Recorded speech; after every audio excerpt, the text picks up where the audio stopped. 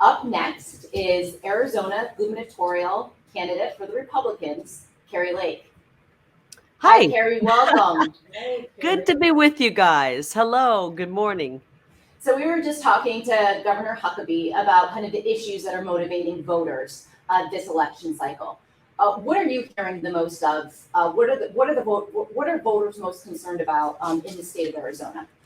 Well, I agree with, I heard a little bit of Governor Huckabee, great guy, I admire him greatly. And, every state's dealing with inflation, Bidenflation, because we didn't have to have it this way, but he's been so incompetent that he's working to drive our country into the ground. So we're struggling with that here in Arizona. Everyone is, and that's why we've got a plan to return $500 million to the hardworking tax-paying citizens. We want to make sure that we get rid of grocery tax in Arizona and the rental tax that people pay on their homes and apartments. And so we're going to do that. But our border is a huge issue here, and it's a huge issue in all of the states because a wide open border in Arizona means that fentanyl is pouring into every single state, killing young people. Number one cause of death for 18 to 45 right now is drug overdoses. I don't even call them overdoses, they're poisoning. So that's why we have a strong policy when it comes to the border. We're going to secure the border. The state is going to take back control of our border in Arizona and restore order and law and order and protect our citizens. And people are also concerned about the homeless crisis we have on our streets. With the street homelessness up, the population growing, we don't want to become San Francisco, Seattle, Portland, and LA. And so I have a plan to combat that, get people help, and restore quality of life for the hardworking tax-paying citizens.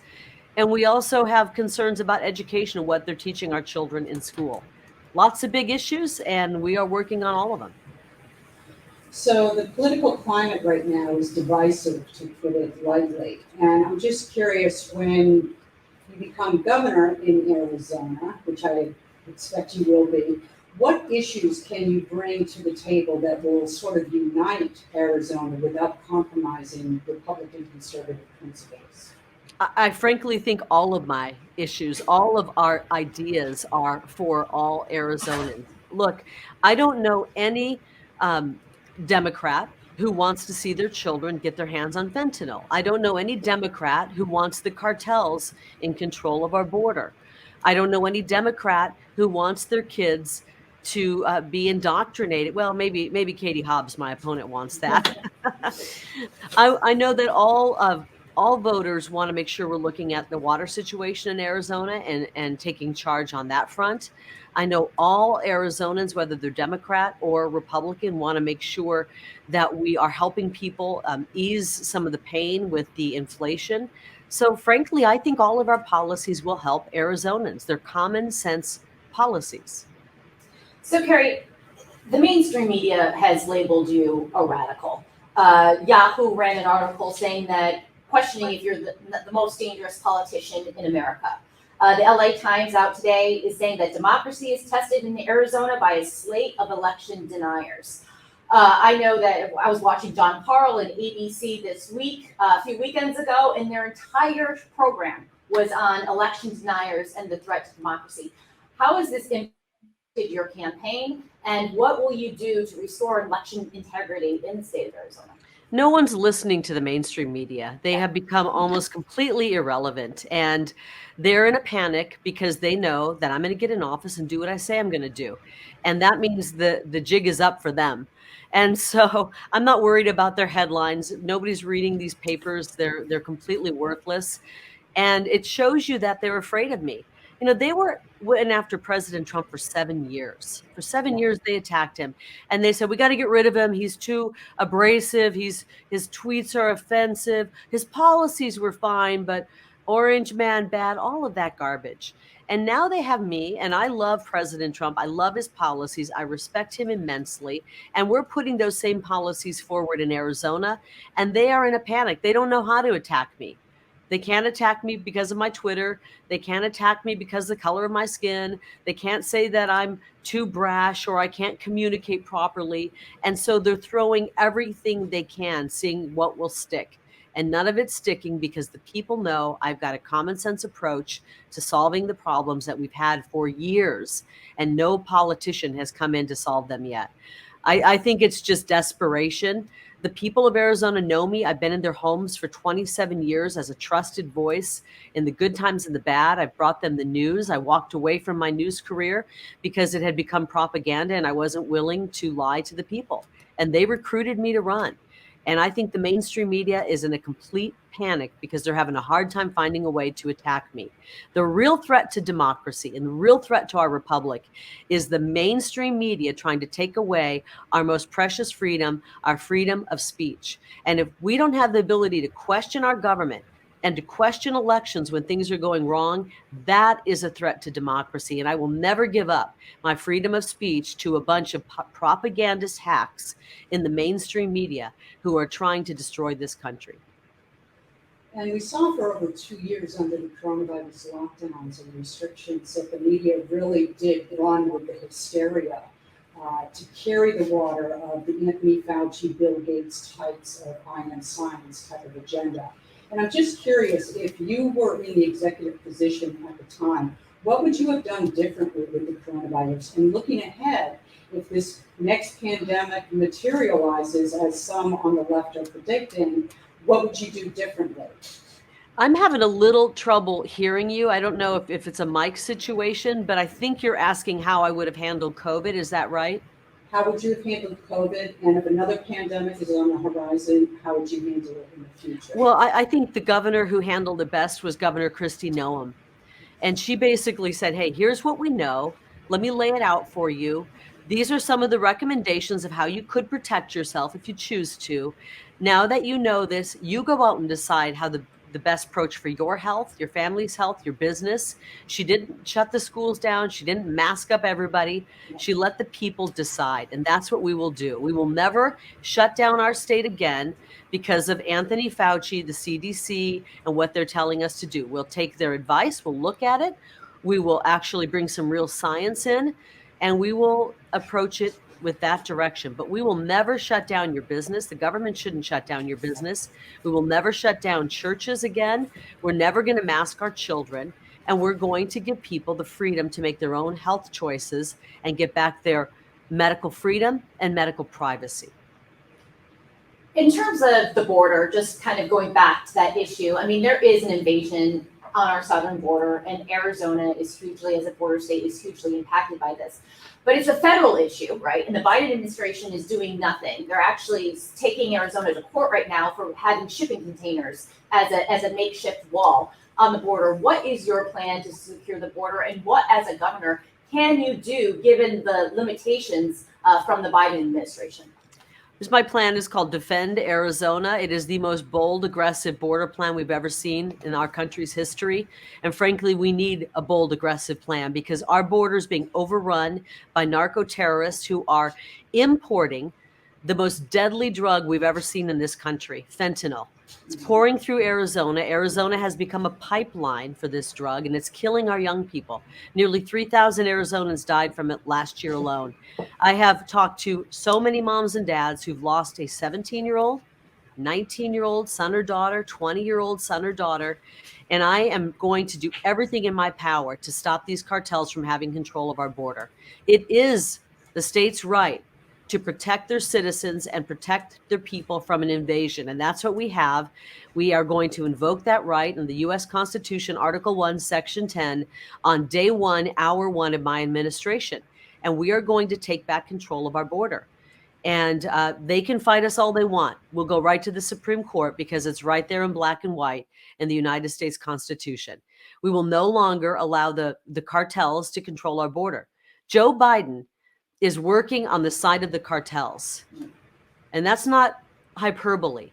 By allowing our border to be wide open, by inviting the world to come across illegally, he has made this country a lawless and most dangerous country right now, especially in parts of Arizona where we have the cartels running the show. And we're not going to let that happen. Arizona is the Grand Canyon state. We're not going to be known as the fentanyl pipeline state. And as long as Joe Biden's in office and doesn't care about the safety of America, the sovereignty of our states, we will take control of the border. And we welcome the fight, we welcome the challenge, and we've got a plan for it. One of the biggest lies that the left has been able to sell through the years is the idea that founding fathers wanted a complete separation of church and state. And in a nation where your rights are supposed to come from God and government's only there to protect those rights, that's a dangerous path.